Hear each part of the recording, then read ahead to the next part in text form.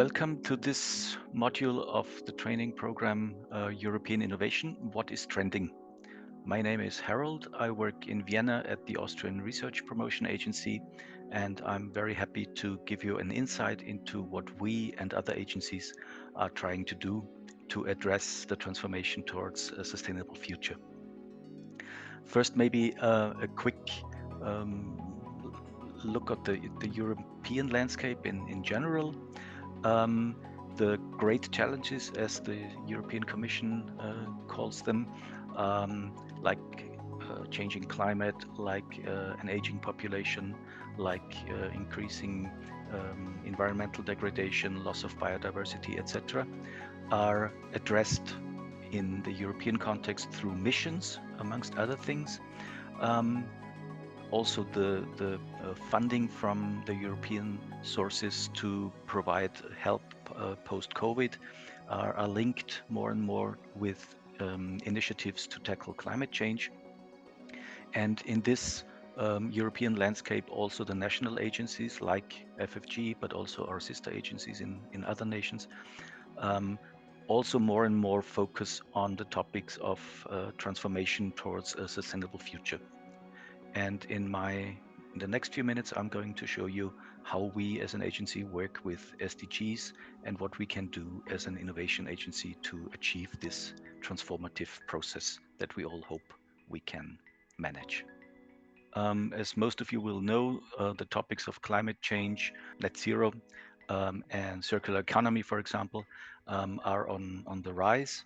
The European Union has been addressing these topics for several years now, through missions, for example, but also national innovation agencies do address the topic of climate change and the transformation to a sustainable future more and more at the core of their programs. So most of you will have heard of the SDGs, the Sustainable Development Goals, that were implemented by the UN a few years ago, and they provide the goals, more tangible goals than the general concept of sustainability for our world, how we can transform into a future that can work for the next few hundred years. These SDGs have one advantage, that is they are well known, they are recognized by politicians, companies, society as well, and they make it easier to communicate what needs to be done to achieve a sustainable future. The drawback is that they are on a rather high level of are on a rather high level, meaning that if you want to work with SDGs, it's usually helpful to move to the second level. Each of the 17 SDGs has a list of sub-targets or sub-goals, and there not all of them can be addressed by innovation or by an individual organization. So what we, for example, did, we went through these sub-goals and then chose those that we think we can address with R&D and innovation programs, and only communicate through these.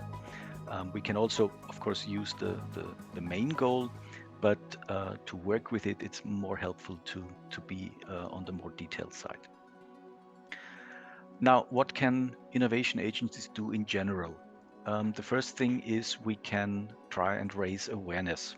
We all communicate, we all advertise our activities, our programs, our calls, and doing so, we can also use these communication channels to make it clear that to reach a sustainable future is a joint undertaking that everyone needs to take part in. We also, as an agency, decided that we need to set an example. We cannot just ask our clients, our companies, research organizations, networks to become more sustainable. We also need to go ahead and show that we can also, for example, reduce our travels. We can work more online, in total reduce our carbon footprint.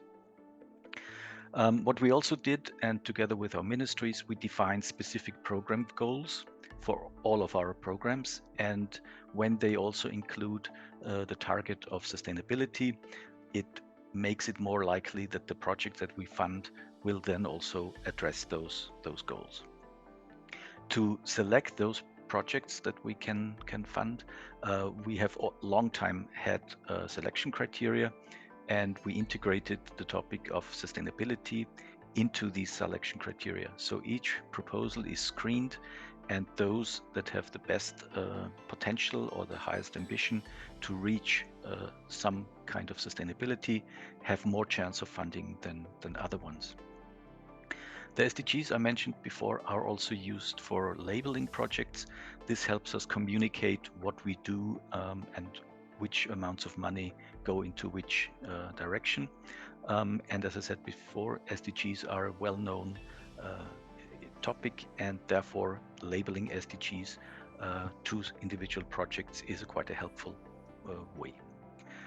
We also decided to try and offer something more than just monetary funding. We test if a certificate of good intent or a sustainability certificate, these are all just is work in progress, can help especially small companies that are ambitious and that try to achieve net zero or sustainability, can make use of such a certificate issued by FFG. Very important is that we try and come up with measures that define and show our impact. This can be quite easily done on individual projects or with individual organizations with one specific goal, for example, reducing climate footprint or greenhouse gas emissions. This we did already, but it becomes more difficult if you try to measure sustainability as a whole, because it's a systemic concept, and driving it down to one individual project is often a bit of a challenge. We as innovation agencies also can become innovation actors ourselves, meaning not only funding other organizations to become more sustainable, but we try to become more innovative also in our own businesses.